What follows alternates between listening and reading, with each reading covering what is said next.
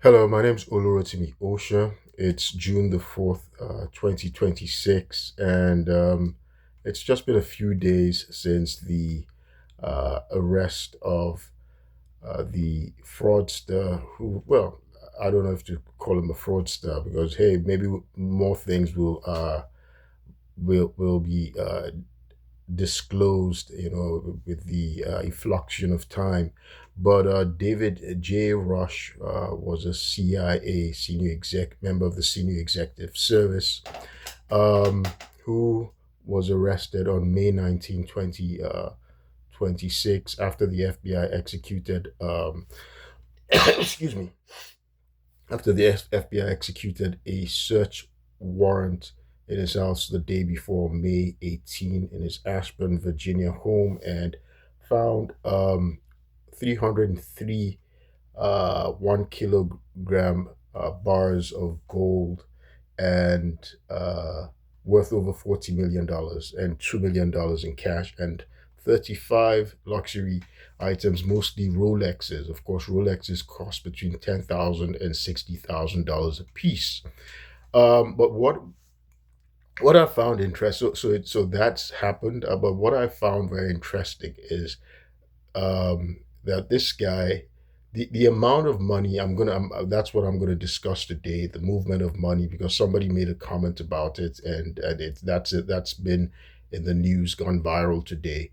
A top CIA official, and I'm gonna get into it. But what I found really irksome is the fact that this guy became a CIA senior executive, and all his credentials, his qualifications were entirely fabricated. And he made it all the way to the senior executive service. He passed vetting for 2 decades, right? Um, and that doesn't seem to be the big emphasis. And for me, it irks me because I mean, I've never worked for the CIA, but I was working in the Pentagon and the Department of the Navy, where he'd worked in the Navy, right, in military. So that might have been a source of the falsified credentials where they first, missed it. But every agency vets you, afresh. They vet you afresh because the other place might have skipped something. So that is so bizarre. But I find it ironic that this guy made it all the way, and I got so much pushback. Right, nobody was questioning my credentials, but I got so much pushback regarding the level I was started off. Where they are, where I was, and that's with regard to the Department of the Navy. And I find it ironic that the credentials he was claiming, not even still not up to what I possess and what they know I possess. For instance, he was claiming to have a bachelor's from Clemson University. He never had that. I have three bachelors, right? Three bachelor's degrees and um, three bachelors, one of them being from Columbia University, the Ivy League, right? That's, of course, that's superior to Clemson University. He claimed to have a master's from Rensselaer Polytechnic, right, which he never had. I have two graduates degree programs, two graduate degrees. One of them being a Doctor of Law degree from George Washington University, right? That's um, so I find it ironic, but this guy, I got so much pushback regarding this because Navy Human Resources committed fraud, right? They committed fraud with respect to me and violated the Office of Personnel Management, which they downgraded they recorded a lower uh, degree qualification for me. They only put two. It only indicated that I had at the highest level of my degree. I guess there's no need. It becomes redundant putting all my degrees, but they indicated that the highest level of education I had was a master's, right? Was a master's degree instead of a doctor of law degree, which places me at least um, a GS11. So this was one of the things, and I have a right to petition, to complain, about that, to petition the government that, okay, you've done something wrong. And I got all this pushback. And there's this guy who, one, his qualifications are, first of all, he's claiming is less than mine, but they put him in this elevated status of a senior executive. But anyway, I put that aside. I know, I guess that investigation, everything's was, that is still going on.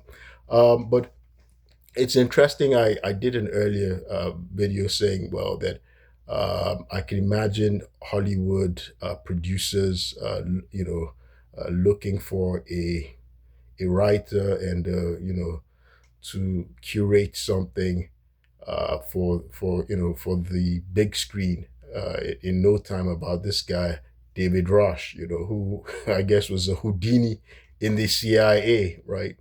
And it's interesting that I read today about Fox Amaryllis Fox Kennedy. So Amaryllis Fox Kennedy, that's she is the daughter-in-law of Robert Kennedy Jr., right?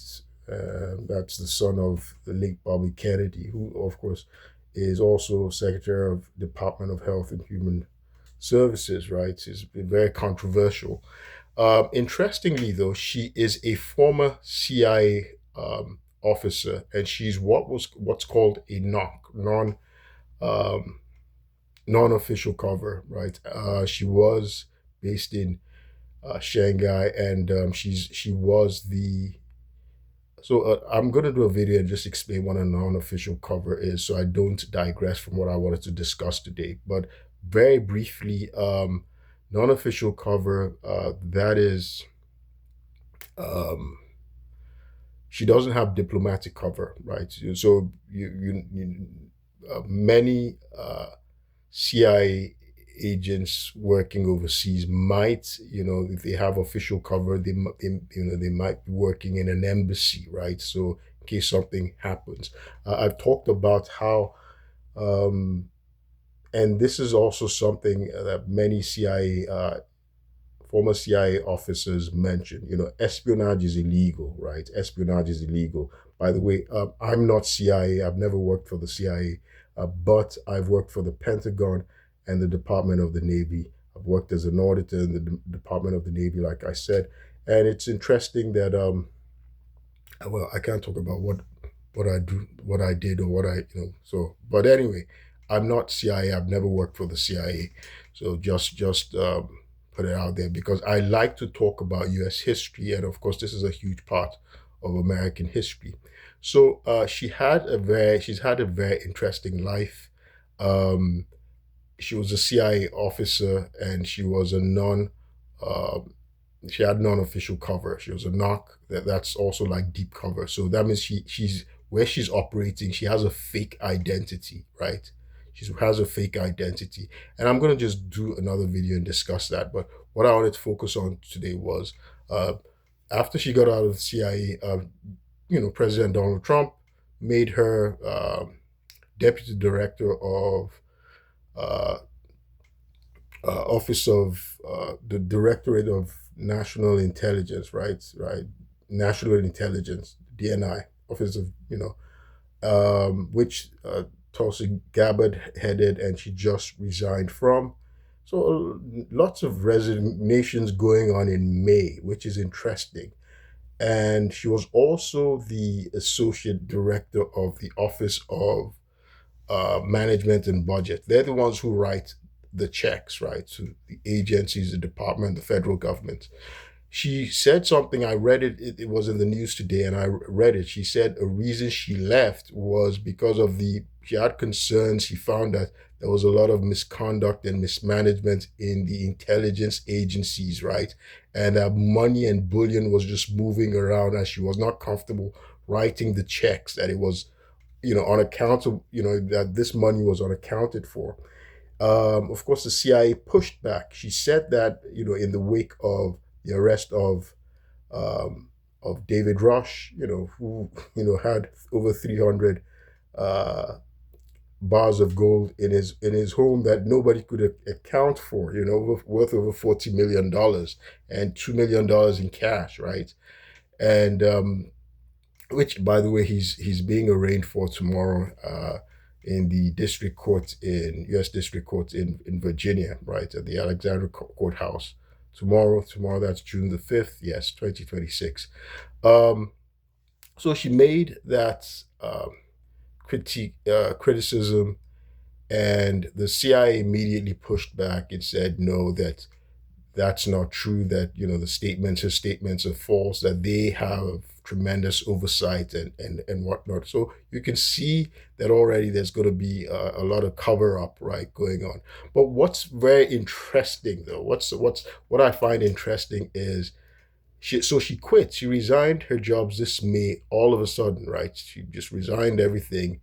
Her positions, very significant positions, right? And she very important roles. Um, but I find it interesting. She made a comment about wanting, initially before this disclosure, right, this incident, she had claimed that she was resigning so that she could go and take care of her family finances, which is kind of bizarre because, again, she's married to Robert Kennedy Jr.'s son. Well, maybe he doesn't have uh, the Kennedy family doesn't have the billions they had again. Well, Robert Kennedy, but they're not shabby, right? But Robert Kennedy, when I checked his net worth, it's public. It says estimates between 15 to $30 million, which he's not poor, but in the age when he comes from a family, his grandfather was one of the richest Americans, and of course, the richest man is pushing $1 trillion in net worth. So hey, but he's sort of slipped into the middle class. But interestingly, Amaryllis Fox Kennedy's father, well, her stepfather, is actually a billionaire. He's not just a billionaire, but he's a Hollywood producer. Right? That's Stephen Rails, right? He owns Janus Films and is it Indian paintbrush or something like that. So he's a Hollywood producer, and I just found it interesting that she wrote a book, right, when she left the CIA, because she was an undercover, right. She was deep cover in the CIA, a non-official cover, um, and she was based in Shanghai. She had a fake identity. By the way, she was one of the youngest females to be recruited into the CIA. She has a very impressive background. I mean, the way she was recruited, you could see she's sort of like the way the CIA started and the way they emulated the MI6. They sort of recruited people from elite families that had this elite pedigree background. People like the W. Somerset um, mom. Those people like Ian Fleming. They came from this upper crust elite families. And elite schools. And what have you. She herself, her mom was British. She was born in the U.S., but let me not say but, and she had a bachelor's from Oxford University, right? Oxford University, master's from Georgetown. So you see that pedigree, elite background that the CIA was known for in its beginning. And she's young. She's just about 45 years old now. And when she was recruited, she was 22 years old. She was one of the youngest females ever to be recruited, in the CIA. And she was, like I said, she was deep cover, assumed a fake identity. She was, posing as an art dealer, right? An art dealer in Shanghai, in Asia. Um, but that was her real job, right? So it's interesting. When she got out, she wrote a book, uh, Life Undercover, coming of age in the CIA, and she was criticized. She was a lot of people, former intelligence people, criticized her for writing the book because you have to get approval, and when you publish a book, the CIA you need permission from them, and they redact it heavily. I've sometimes I watch the podcast of Andrew Bustamante, and he talks about his book and how the CIA, he needs they kind of like need permission for what they can say, because I think they have an NDA, because if you worked in the clandestine services or top secret and things like that, of course you can't discuss what you've done.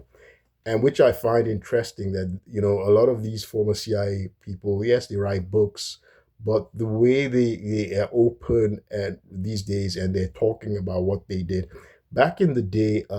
Kermit Roosevelt Jr., when he wrote his book, when he published his book, and that's a grandson of President Teddy Roosevelt, our 26th president. I've done a video on him. When he published his book, it was called Counter Coup. When he first published it, it had to be recalled, right? So the CIA redacted it. It was heavily redacted. That people, when they read it, they said it became fiction. It was more fiction than reality, because it was so heavily redacted. He had to, change so many things, right, just to cover so he doesn't expose methods and classified, information, which is because part of classified information is methods, right? The methods that they use to do things, to recruit or to operate. And if you're giving that away, which, Americans, TMI, of course, we're Hollywood, we're the biggest entertainers in the world. But I don't know how it serves the clandestine services. I don't know that the KGB, well, they're no longer called KGB, but Russia and their intelligence agencies, I don't know that they come out and they start to advertise their methods, or the Chinese, because then if you're exposing them, then you're helping the other side to be able to detect espionage and stanch it, right?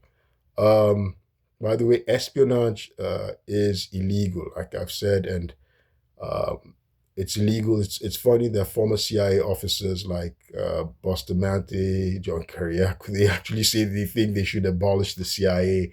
Of course, the CIA was developed during the wake of uh, the height of the beginning of the Cold War, right um, after the Second World War, and so those two were that's USSR, USA were going at it. So the Cold War espionage, they were going heavily at it. And so their methods, of course, are, they're not consistent with our democratic institutions. That's why the CIA, they're not supposed to operate within the US, but, we always discover every now and then that they're operating, that they're possibly surveilling Americans and things like that. But I find it interesting that she quit, and her stepfather, um, is a billionaire um, uh, Hollywood producer. And since she's been an undercover CIA officer herself, and she's talking about, well, the reason she actually quit is, well, so I doubt that she quit because of finances, since her stepfather is a billionaire, and she's married to the Kennedy family. Money wouldn't really be her problem. Maybe she quit so she can go and make money, right, from from what's going on, because you bet, man, this is a huge.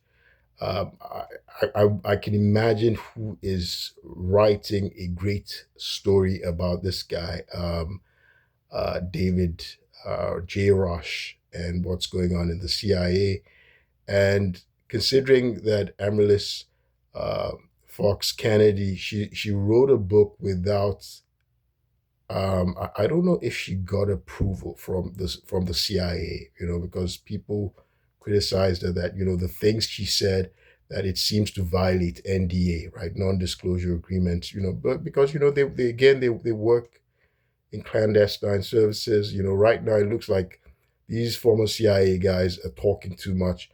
Um, well, and people like John Kiriakou, I can understand why, because he was a whistleblower and he went to prison, right, for revealing the waterboarding thing. And and one of the reasons he actually got into trouble was because he became a media consultant, right? After he left the CIA, he became a media consultant. That's how, and they start to talk too much, right? And they get into trouble.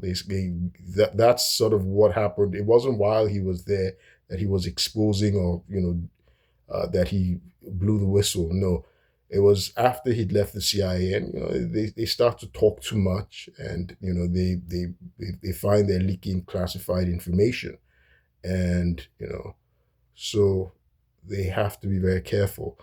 Um, a very interesting mix, a very interesting mix of events, and of course you can see the beginning of the cover-ups, right? The very beginning of the cover-ups.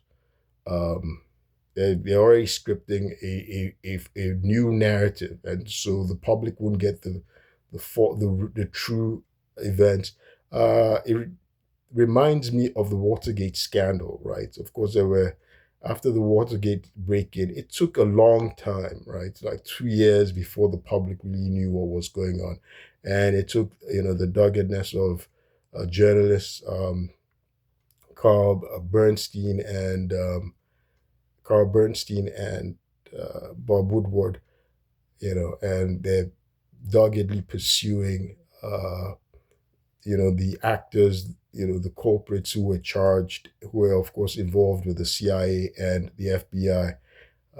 That's Howard Hunt, E. Howard Hunt, and G. Gordon Liddy, former FBI, E. Howard Hunt, who was, former CIA, who interestingly, um, he also was a writer, right? He was a writer. Um, and of course, he used pseudonyms, right, for his writing, for his novels. He wrote spy, crime, and all that stuff. He was very prolific. Um, you know, so we don't know what this, I've wondered that this guy, because I really can't believe that someone could have slipped into the CIA for 20 years, not just the CIA, the Navy. The Navy I can understand, because hey, I've worked in the Navy. You can see, I can easily imagine because how that happened in the Navy, because like I said, the human resources in the Navy doesn't hire the sharpest people, right? Sometimes there are people that's a funny thing. You find people, all those who went to the military academies, the commissioned officers, they're excellent. But because there are people who come in, as through the enlisted, and there are people who come in through, they get people through the civilian workforce, and the human resources is really, really, the human resources in the civilian, at least in the Navy, the HR department of the Navy is terrible. There's so much corruption and fraud that I know, let me not say maybe that's the way everyone is, but I know of some people who are committing fraud and they cover it up, right? Somebody I reported, and they went on to go and work in the office of, became a chief inspector in the office of Inspector General, right? The office of Inspector General, they're the ones who are supposed to be uh, catching, investigating fraud and misconduct and things like that. How is it that somebody, anyway, I'm not going to get into that, the details, but uh, it's interesting. I mean, we don't know uh, how the unraveling of events, the unfolding of events, uh, what it would lead to. Because I've wondered that is this David Rush guy, is he a was he a plant? Does he have a fake identity? But how is it possible? Does he have a fake identity? Because the clandestine services has all these smoke screens, um, smoke and mirrors. You don't know what's really going on. So I've wondered, I don't think he's a sleeper agent, right? A foreign sleeper agent, because he wouldn't he wouldn't be trying to steal money if he were, right? It just doesn't make sense. But I'm eager to see the movie. I'm eager to read the news. Well, are we gonna get the real thing? Anyway, let me stop this here. I'll do another video and just explain um, the difference between a deep cover, right? A deep cover and a sleeper agent, right? I've wondered if David Rush was a sleeper agent. And so I'll do a video explaining that. But kudos to, I'd say to Amaryllis Fox Kennedy, remarkable career, at least. My name is Oluro Timiosha. I'll keep you posted. Thank you.